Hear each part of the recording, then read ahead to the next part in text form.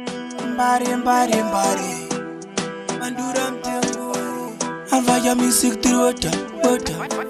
Nakagara kuya kapinda, yaskanzwa dimuchinda. Nauri free koshka kumbauchinda. Naziwandika vatenu yaudzokera kusendopa yakatangira hondo yemidiatia.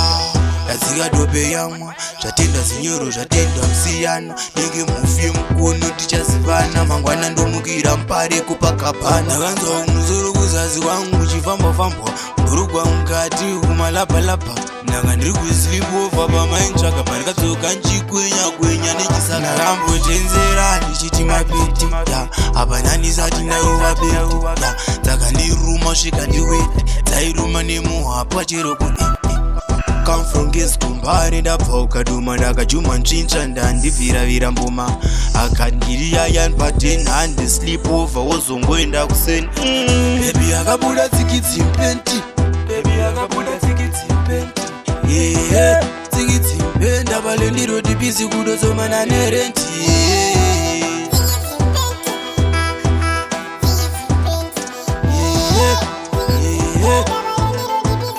Ndovanokanzo Ruma aindarara zvangu chabuna makadai yandibate ndakabvunei ndikazvipa mate pabate kumbosiri kwangwa ndichavate. Baby akabuda Tsikidzi Mupant, baby akabuda Tsikidzi Mupant. Tsikidzi Mupant ndabale ndiro tipisi kudosomana nerenti.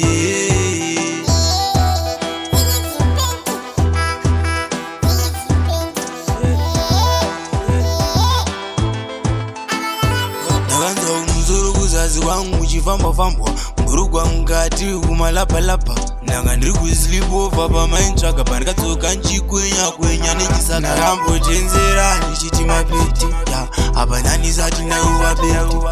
Dzakandiruma svika ndiwete, dzairuma nemuhapwa chero kune come from guest Mbare ndabva ukaduma ndakajuma ntsvintsva ndandibviravira mboma akandiri yayan paten handi sleep over wozongoenda kuseni. Akabuda Tsikidzi Mupant, baby akabuda Tsikidzi Mupant.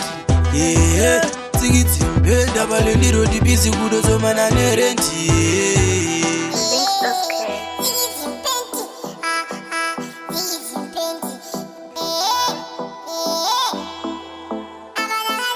Nakanzwa umusoro kuzazi kwangu uchifamba-famba, mburugwa mukati kumalapa-lapa. Ndanga ndiri kusleep over pamaintsvaka pandikadzoka nchikwenya nechisaka.